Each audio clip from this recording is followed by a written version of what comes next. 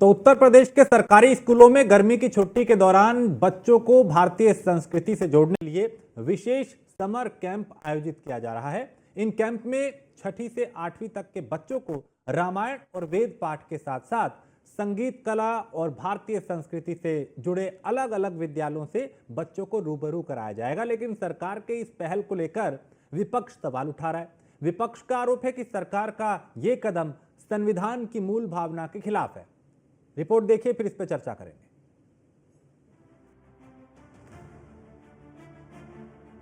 UP के स्कूलों में शानदार पहल। स्कूलों में रामायण और वेद का पाठ। श्री राम के आदर्शों पर चलेंगे बच्चे। सरकार का मिशन कोर्ट की मुहर।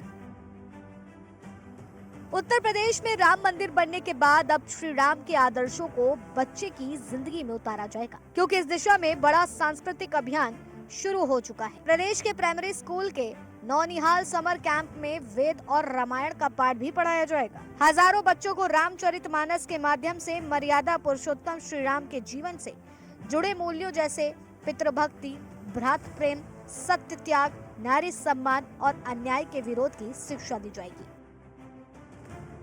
साथ ही चौपाइयों के वचन और अर्थ के माध्यम से न केवल बच्चों को सांस्कृतिक बोध विकसित किया जाएगा, बल्कि उनमें नैतिकता और अनुशासन की भावना भी गहराई से पैदा होगी। इलाहाबाद हाई कोर्ट ने भी सांस्कृतिक डिपार्टमेंट की इस पहल पर मुहर लगा दी है। कोर्ट ने प्राइमरी स्कूल में समर रामायण और वेद कार्यशाला के खिलाफ याचिका को दुर्भावनापूर्ण बताया है और इसे खारिज कर दिया।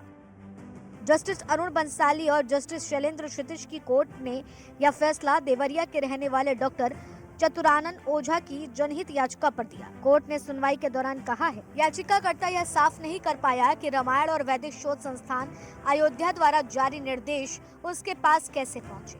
कोर्ट ने इस बात पर भी जोर दिया है कि इस तरह की याचिकाएं प्रशासनिक कामों में बाधा डालने की कोशिश के तौर पर देखी जा सकती हैं। राम के संस्कार भी सीखेंगे बच्चे। 5 मई 2025 को प्रदेश के सभी बीएसएस को पत्र लिखा गया था। रामायण एवं वैदिक रिसर्च इंस्टीट्यूट के डायरेक्टर ने पत्र लिखा था।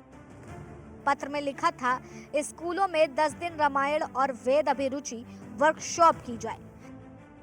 रामलीला, क्ले मॉडलिंग, मुख सज्जा, वेद गान और भी कई सारे सेशन शामिल होंगे।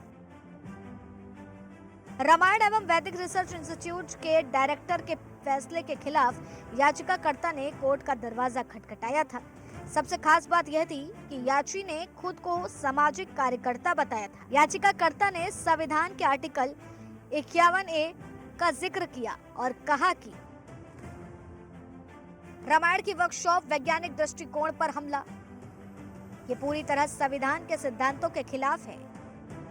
जातिगत और लैंगिक भेदभाव को बढ़ावा मिलेगा। सेक्युलरिज्म की भारत के संविधान की पहचान है। स्कूलों में धार्मिक वर्कशॉप का आयोजन नहीं होना चाहिए। सरकार ने कोर्ट की दलील देते हुए कहा है कि ऐसी वर्कशॉप के जरिए बच्चों में सांस्कृतिक संस्कार और कला के लिए रुचि बढ़ाई जाएगी। इसकी मदद से बच्चों का नैतिक विकास भी होगा। राम के आदर्शों के बारे में नई पीढ़ी जान पाएगी। ये दलीलें सुनने के बाद कोर्ट ने याचिकाकर्ता की याचिका खारिज कर दी। जाहिर है, एक तरफ जहां योगी सरकार प्रदेश में मदरसा शिक्षा को आधुनिक बनाने के लिए बड़े बदलाव लाने की योजना बना रही है, वहीं अब श्री राम के आदर्शों को बच्चों की जिंदगी में उतारा जाएगा। Bureau report, news 1 India.